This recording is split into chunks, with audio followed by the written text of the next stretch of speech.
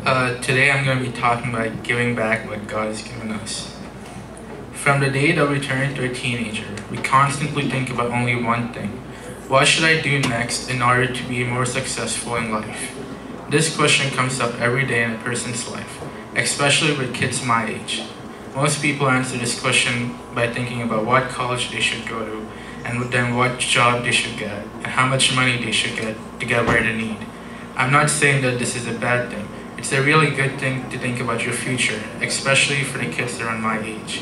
But is it really the question you should ask yourself? As soon as you become able to think about your future, you should not be thinking about how to get rich, how to get a good name, but you should be thinking about what you can do to give back to God. When I was reading the Bible one day, I came across this one particular verse. I didn't think about it much until I started to write the selection.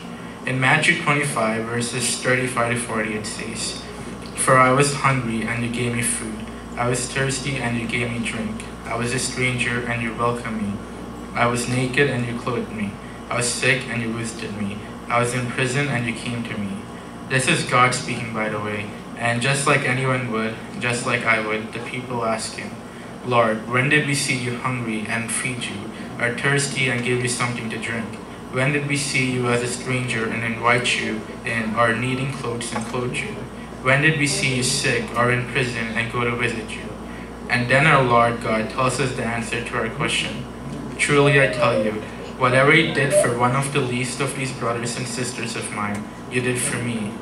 You see, Christianity is not a religion, it's a way of life. What makes Christianity so unique is that our God does not tell us to sit down and worship Him 24/7. He told us to help each other and to live for each other. Hebrews 13 verse 16 says, "Do not neglect to do good and to share what you have, for such sacrifices are pleasing to God." Whenever you help someone in need, it's like helping God. Imagine yourself at the end of life and you're thinking about how much money you have made and how successful you are. And then you remember that you have done nothing for anyone else. No matter how much you are successful in life or how much money you have, if you don't give back to our God, your life would be a waste. John 3 verse 17 says, "But if anyone has the world's good and sees his brother in need, yet closes his heart against him, how does God love abide in him?" God has given us so much, and the only thing He asks in return is to help each other in times of need. Just having faith is not enough. You can't just sit down and say, "I have faith in the Lord. I have accepted the Lord, and now I'm going to heaven." James 2 verse 14 to 17 says, "What good is it, my brothers, if someone says he has faith but does not have works? Can that faith save him? If a brother or sister is poorly clothed and lacking in daily food, and one of you say to them, 'Go in peace, be warmed and filled,' without giving them the things needed for the body, what good is it? So also by itself is faith, if it does not have works, is dead." Just having faith in God is not enough. You need to take an extra step and go and spread that faith. The best way you can do it is by helping each other. This summer I went on a mission trip with my church to New York for Habitat for Humanity.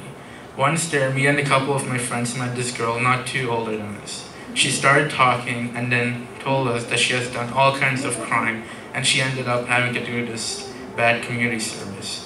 Then all of a sudden she asked us, "So what did you do to get in trouble and into this mess?" She thought that we were like her and that we were forced into doing work. When we told her that we were just volunteering, she laughed and asked us, why would we want to waste our time doing that? We started to tell her about how helping each other makes us feel good and how God told us to share our faith with others. You see, when you help others, God provides opportunities to share your faith and to share your faith. But by the end of our trip in New York, the whole community was helping us.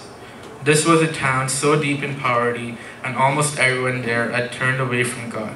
When you help others, it not only has an impact on you, but it also has an impact on everyone around you. Being a Christian is a really big responsibility. You have to be an example to everyone else. It doesn't matter how old or young you are, you have to make an effort to help others. When you do these things, God will bless you abundantly. In Luke 6 verse 38, it says, "Give and it will be given to you." The more you help others, the more God will bless you. I just want to close with this. What can you do to give back to God?